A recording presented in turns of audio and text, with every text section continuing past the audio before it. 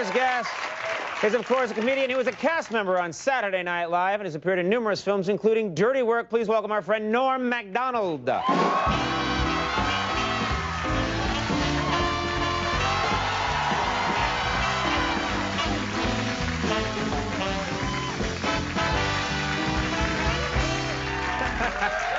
very nice. How are you?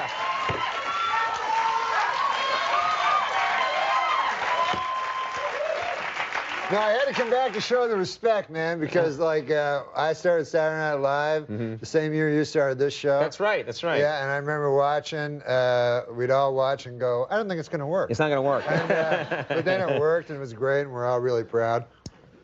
And so that's great. And also, it's stunning how Jay Leno outfoxed you again.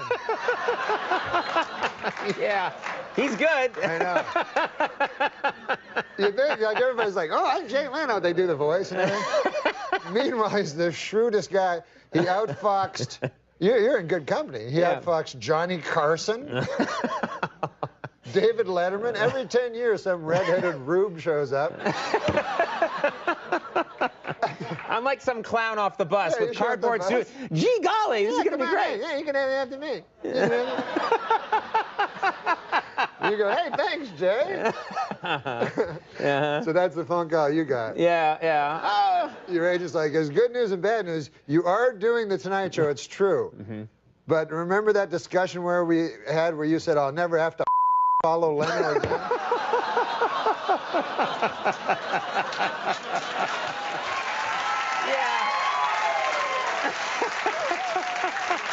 Yeah.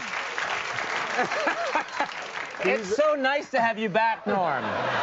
It's so very nice to have you back. And you bring joy to so many people. And you know what? I'll tell you something, Norm. These are tough times. People need to laugh now because, man, it's the economy. Since I last saw you, the whole economy is tanked. I watch the news, and I don't understand a lot. Some people think I do, because I used to do, like, the pretend news, so they'll think I know, but I don't. Like, really? You get confused about stuff? Yeah, you know that. Yeah. So, but when I'll watch, like, TV or something, they'll say, like, the deficit, and then I go, I've heard that word. You don't know what the deficit is? No, do you? Not really. But then sometimes I'll hear a word, so it'll be like the Great Depression. One time that's what I heard. I was watching the news, and it said, there might be an upcoming Great Depression. So that one kind of resonated with me. Yeah, sure. It would. That grabs you, yeah. Sure, because I've heard of that. I remember, I've read books, and it's not... I didn't mean to, like, I'm bragging I've read a book. Yeah, yeah. I read books on the Great Depression, and they seem cool. But I would like to, it would be fun to go, I don't even like my wife anyway, and I don't got no money. I'll just get a stick and a pouch and head out. No one does that anymore. No one ties a rag to a stick anymore. And what are you going to do? You're going to find a partner is what you're going to do pretty quick if you value your life. Really? You're gonna get... You see, people, it's all going to be different once the Great Depression, because my dad used to tell me about the Great Depression. Like, if I had money to invest in right now, you know what I would invest in? What's Guys jumping off the top of buildings. You think that's not going to happen, but soon that's going to be very big. And then those guys won't be powerful anymore because most of them will be dead and the rest severely crippled. And so the powerful guys will be the old hobos. The hobos from olden times? From the original Depression. Oh, okay. Those guys are still around? Some of them never gave up the life. Okay. And they use that stick for more than carrying a pouch on, I'll tell you that. I don't even know what that means. What that means is they'll drive your head, they'll, like an overripe cantaloupe it looks like. What? Until... What the hell is that? They'll club you to death for a sandwich. Oh, my God.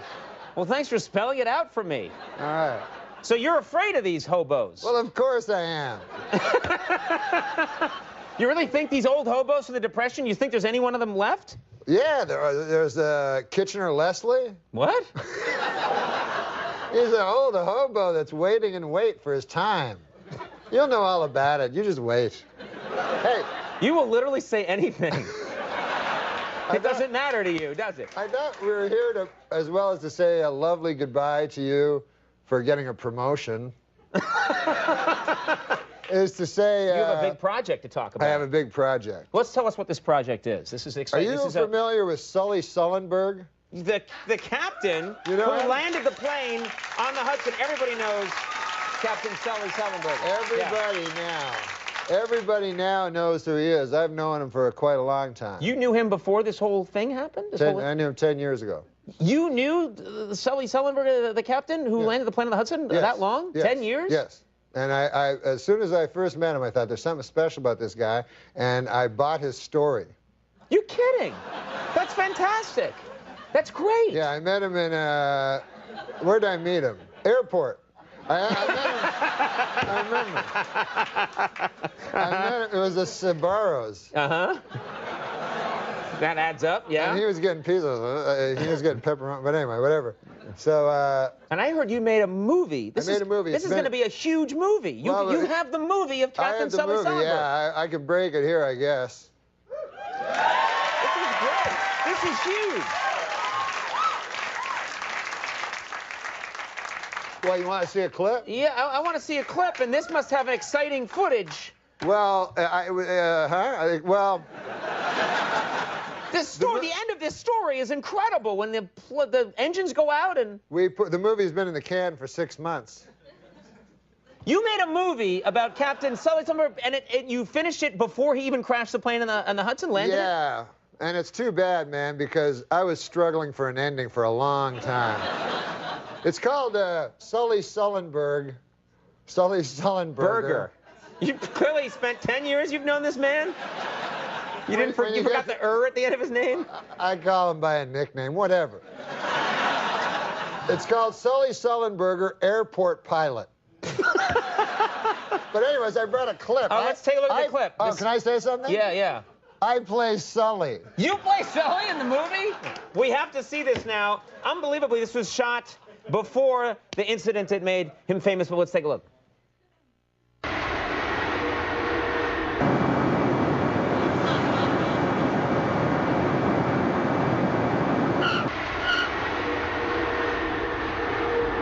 On behalf of U.S. Airline, we know you have a lot of choices to make, and we're glad you chose us. Have fun in Kansas City, everybody.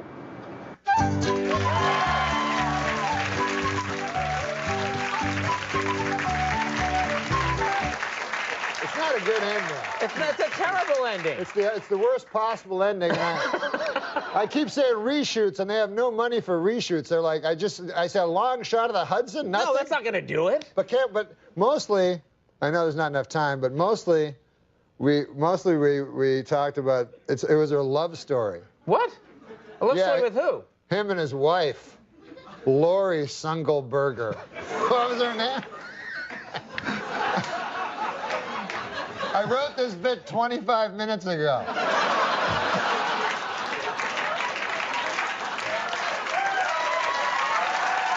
want the clip, or should we get out of here? No, we should do the clip. All right, take a look at this clip.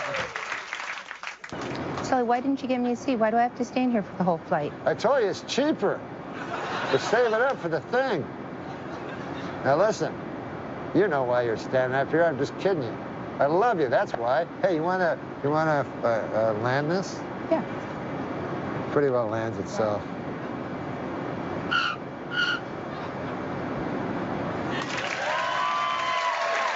Yeah.